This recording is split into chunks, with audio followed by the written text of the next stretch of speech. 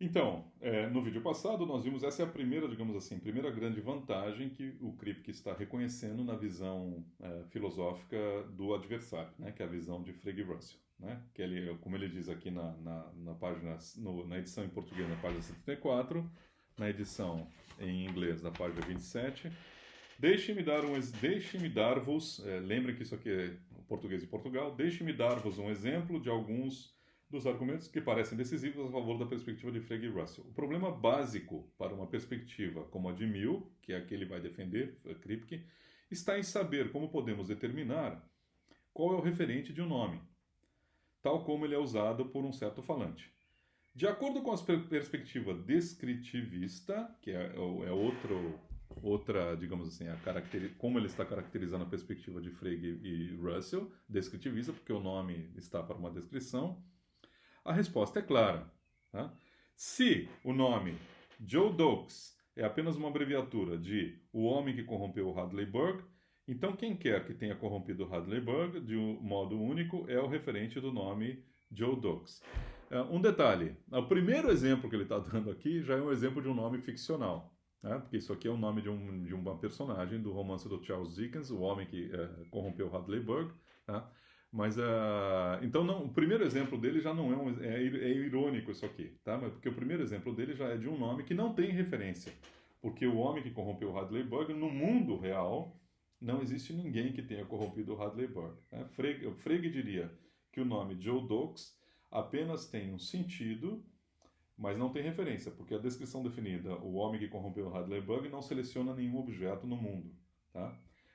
Então apenas expressa um sentido. E Russell diria que Joe Doakes é blá blá blá, qualquer oração desse tipo, qualquer sentença desse tipo é uma sentença falsa porque não existe nenhum objeto no mundo que corrompeu. Isso é uma ligeira ironia, que o primeiro exemplo que ele está dando aqui é um exemplo tirado da ficção. Né? Então, todavia, se o nome não tiver um conteúdo descritivo, se o nome não tiver um conteúdo descritivo, então como é que as pessoas chegam alguma vez a usar nomes para referir a coisas? Né? Essa é a ideia de Frege e de Russell. Né? Nomes, como é que nós vamos usar nomes para nos referir se nunca é atribuído um conteúdo descritivo a nomes? Né? Isso seria possível apenas para aquilo que o Russell chama de nomes logicamente próprios, apenas para um isto apontando para um certo objeto, ou este apontando para um certo indivíduo. Mas para nomes ordinários, Paris, Everest, tungstênio e assim por diante, seria difícil, né? Que não fosse através de um nome, de um conteúdo descritivo. Logo em seguida ele menciona, né? Ele menciona que existem argumentos subsidiários, quer dizer, esse é o primeiro, digamos assim, o primeiro argumento, a plausibilidade da explicação em termos descritivos, tá? Do mecanismo da referência entre um nome e um objeto. Nós vimos no vídeo para trás que isso dá uma explicação absolutamente geral, eu consigo me referir não apenas a objetos que eu vejo, mas também a objetos que eu não vejo, que não estão no meu campo visual nem perceptivo, nem nunca vão estar, como o centro da galáxia, por exemplo, mas também consigo me referir a objetos que já deixaram de existir, né? Como Aristóteles ou como o Big Bang, e consigo também me referir a objetos que nem existiram ainda, mas vão existir. Tá? Então, o último indivíduo da espécie humana. Né? Quer dizer, a humanidade vai desaparecer em algum momento e deve existir um último. Tá? Um último indivíduo da espécie humana. Supondo que nem todo mundo, dois indivíduos quaisquer, têm alguma mínima diferença em microsegundos na vida de um e de outro, então vai existir um último. Tá? Então, infelizmente, a humanidade vai desaparecer algum dia e vai existir um último indivíduo. Tá? Eu posso dar um nome para esse indivíduo, tá certo? Agora, mesmo antes dele ter existido. Tá? Posso fazer isso? Posso. Tem referência? Claro que tem. A referência está dada por essa expressão, por essa descrição definida, tá? Porque vai existir um último, tá certo? Então eu posso me referir a ele, posso me comunicar com você, podemos falar desse indivíduo, tá? Porque e a explicação da referência é essa explicação bastante simples e geral, tá? Que o nome expressa um conteúdo descritivo, expressa o conteúdo de uma descrição definida. Mas aí o Kripke menciona, mas também há argumentos subsidiários, né? Quer dizer, argumentos menores. O principal argumento, o mais importante, o mais bacana, é esse da a explicação natural do mecanismo da referência. Mas há argumentos subsidiários que têm a ver com esse, mas são um pouquinho diferentes, que é o seguinte, é a explicação, basicamente é o que Frege fez no início sobre o sentido da referência. É uma explicação do conteúdo dos enunciados de identidade. Tá?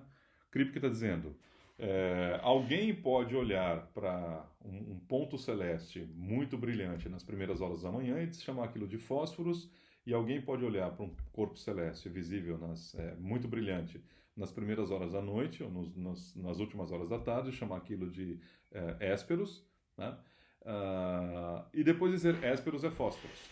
Como que a gente pode explicar o fato de que isso representa uma descoberta astronômica?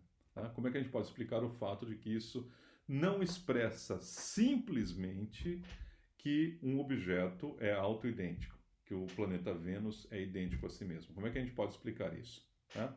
Então, a explicação, quer dizer, esse é um outro plus, é um outro ponto, uma outra vantagem para a teoria de Frege e Russell. A explicação poderia ser que o nome Hésperos carrega uma certa descrição, seria equivalente ao sentido freguiano, o nome Fósforos carrega uma outra descrição, equivalente a outro sentido freguiano. Então o que nós descobrimos é que um nome com certo sentido tem a mesma referência que outro nome com outro sentido. E isso explica o conteúdo cognitivo desses enunciados de identidade. Tá? É basicamente a explicação que Frege dá para o problema de Frege. Então, o Kripke está listando aqui na página 28 da edição em inglês, página 75 da edição em português, isto como um outro plus, uma outra vantagem da visão de Frege e Russell. Tá? Ele mesmo, Kripke, quer dizer, ele está listando esses problemas aqui, está listando essas questões como sendo vantagens, ou classicamente vistas como vantagem da visão de Frege e Russell, mas vocês vão ver que mais adiante ele vai propor a visão dele, tá certo? Como que ele daria conta dessas questões, desses problemas, da perspectiva de Meliana, que é a que ele vai defender. Tá? Então ele vai dizer, não, nomes não têm sentido, não tem conteúdo descritivo. Se tiver algum conteúdo descritivo, ele é irrelevante para o nome, tá certo? O nome, de fato, ele se liga diretamente a um objeto, então ele vai ter que dar uma explicação alternativa do mecanismo da referência, que é o que ele vai fazer na segunda lecture. Tá? E ele vai ter que dar uma explicação alternativa do conteúdo das identidades. Tá? Isso vai ser duro, mas ele vai tentar fazer. Tá? Que ele também vai tentar fazer na segunda e na terceira lecture, uma explicação alternativa do conteúdo das identidades. Tem uma terceira aparente vantagem, que é uma explicação natural das questões existenciais. Existencial aqui não no sentido de Sartre e Kierkegaard, né? Qual é o problema da minha existência, etc. Questões existenciais aqui no sentido muito simples, muito arroz com feijão nosso, que é quando nós nos perguntamos, existencial no sentido da existência de objetos. Tá? Quando nós nos perguntamos se Aristóteles existiu. Tá? Quando eu pergunto, Aristóteles existiu? O que eu estou fazendo? O que eu estou perguntando? Tá? Se eu estou falando de um indivíduo e perguntando se ele existiu, tá certo? A pergunta não parece fazer muito sentido. Tá? Porque obviamente, eu estou pegando um indivíduo, eu preciso pegar um indivíduo existente.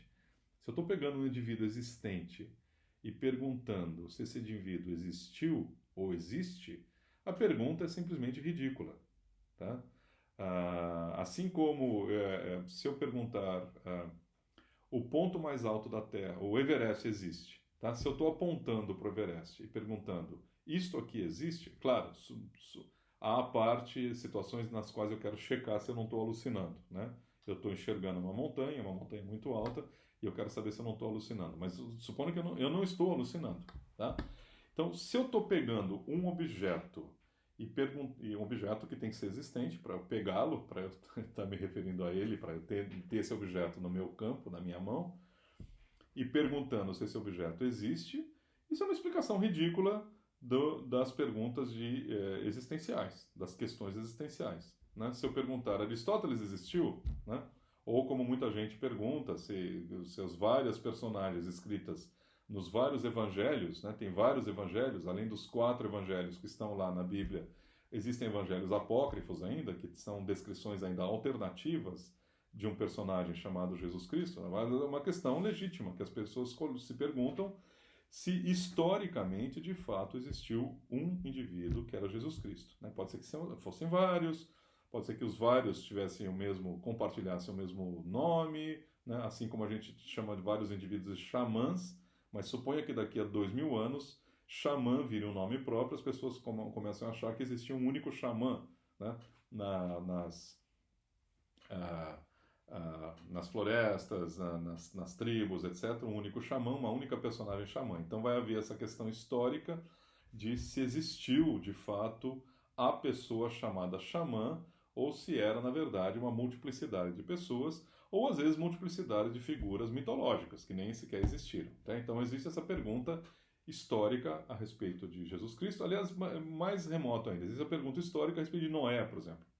Noé da Bíblia. Né? Se existiu de fato um indivíduo que... existe essa pergunta. Noé existiu? Abraão existiu? Tá? São perguntas legítimas, né? Que os historiadores, antropólogos, arqueólogos, perdão, estão tentando fazer pesquisa, ver se encontra restos, evidências da existência real desses indivíduos. Mas quando eu pergunto Noé existiu, tá? Qual é o sentido? Qual é a explicação da minha pergunta? O que é que eu estou perguntando?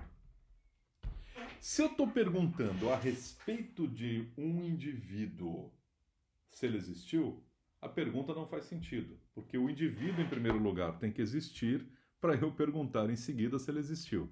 A pergunta não faria sentido, ou seria uma pergunta idiota. Tá? Seria como eu parar e perguntar a isso: isto aqui existe? Né? Só faz sentido para filósofos existenciais em outro sentido agora. Isso aqui existe, né? Tem significado para mim, etc, etc. Não, eu estou falando, se eu perguntar se isto aqui que eu estou pegando na mão tem existência real, essa pergunta é uma pergunta que não tem muita utilidade fora de classes de filosofia ou fora de dramatizações de teatro. Tá?